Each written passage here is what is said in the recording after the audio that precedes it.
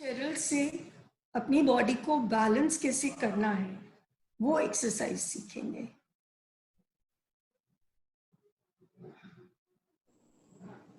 Okay, you can hear me now.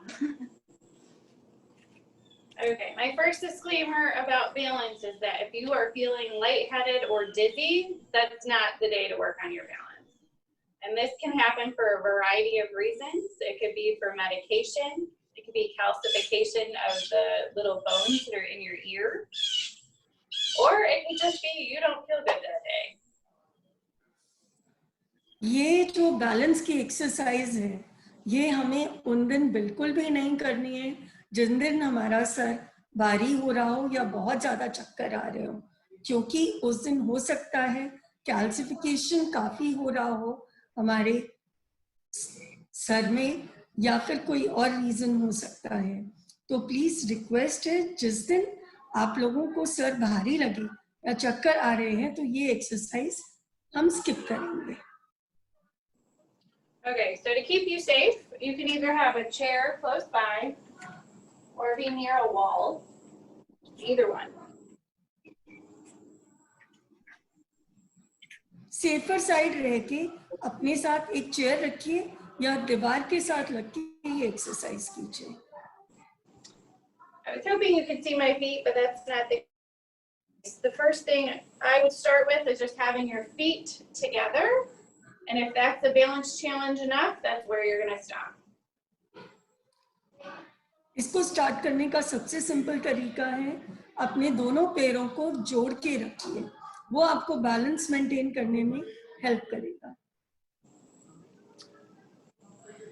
If this is okay for you, the next step I would do is stand heel to toe so that your feet are in one straight line. अगर आपका पहला step जिसमें हमने अपने दोनों पैरों पे हम आराम से खड़े हैं, उसके बाद दूसरा स्टेप है कि हम अपने दोनों पैरों को एक के पीछे एक लगा के रखेंगे, जैसे अभी शेरल ने हमें स्क्रीन पे अपने हाथों से करके बताया।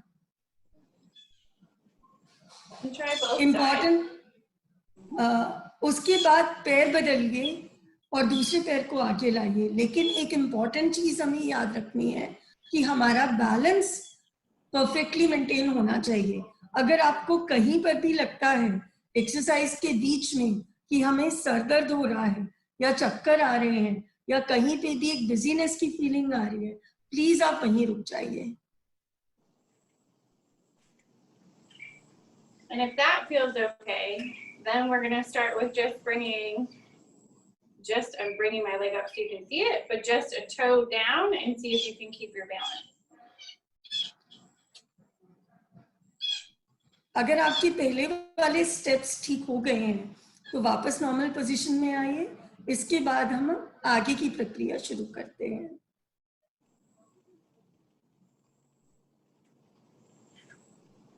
And if that continues to be okay, then I would suggest that you can go into some of the other balance poses, whether it's knee to chest, tree, whatever is comfortable for you.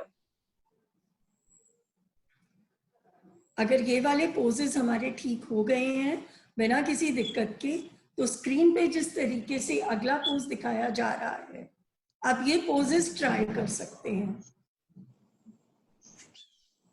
So suppose it's one of those days where you really just don't feel good, or maybe don't have a good sense of balance. That's okay. What I would suggest is continue working on your feet.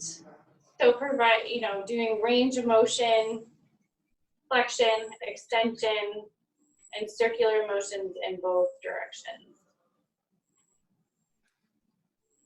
जिस दिन हम ये posture और balance की exercise नहीं कर पाए तो परेशान होने की जरूरत नहीं है।